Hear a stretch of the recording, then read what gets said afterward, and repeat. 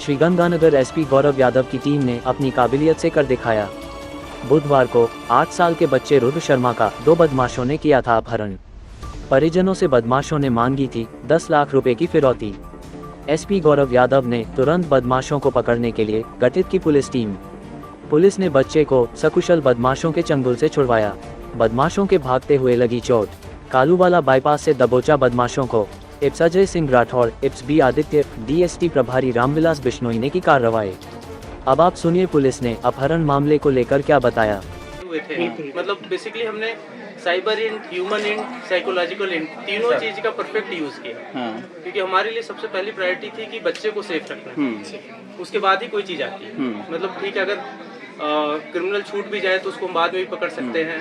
कोई अगर ऐसी चीज हो जाए जिसमें कि ऐसा लगे कि कोई पैसे का भी नुकसान हो जाए तो वो भी एक बार को सेकेंडरी रखा जा सकता है। बट हमारे लिए एक ही प्रायोरिटी थी कि बच्चा किसी भी हाल में सेफ रहे। तो उसी एंगल को लेते हुए अलग अलग जो मैंने जैसे बताया साइबर इंट, ह्यूमन इंट, हमारी जो टीमें थी, क्योंकि ये भी जरूरी था ये दिखाना कि भाई पुलिस को ज्यादा कुछ नहीं पता है।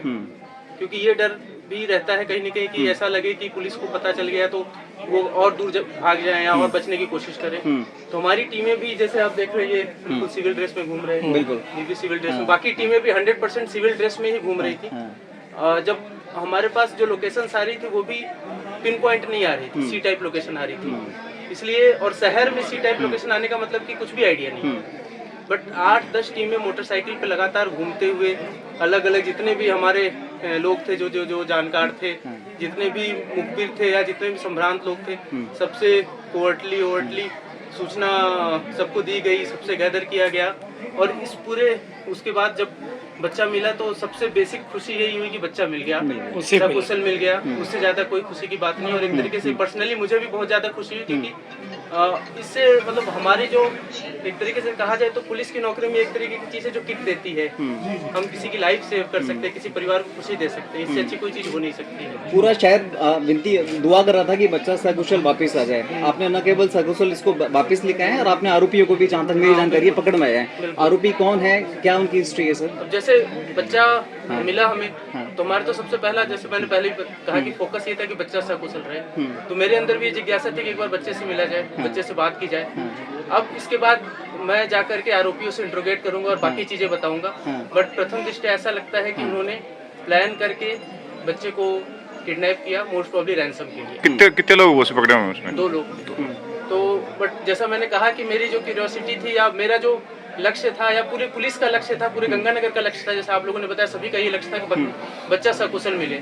तो बच्चा मिलने के बाद मेरे भी ये था कि बच्चे से मिला जाए, बच्चे से बात की जाए, परिवार वालों से बात की जाए।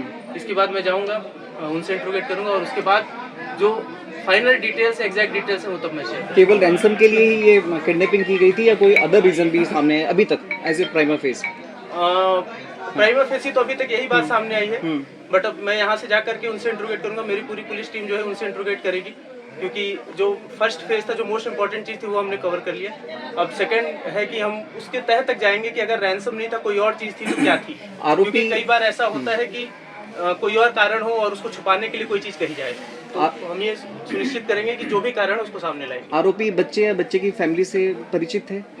ये सभी इंट्रोगेशन करने में पता चलेगा, इन्वेस्टिगेशन में पता चलेगा। जैसा मैं कह रहा हूँ कि हो सकता है कि रैंसम एक बस दिखावा हो, एक्चुअल रीजन कुछ और हो। ठीक है। तो जो भी रीजन होगा उस तक हम तह तक अवश्य पहुंचेंगे। ठीक है, थैंक यू। कहाँ से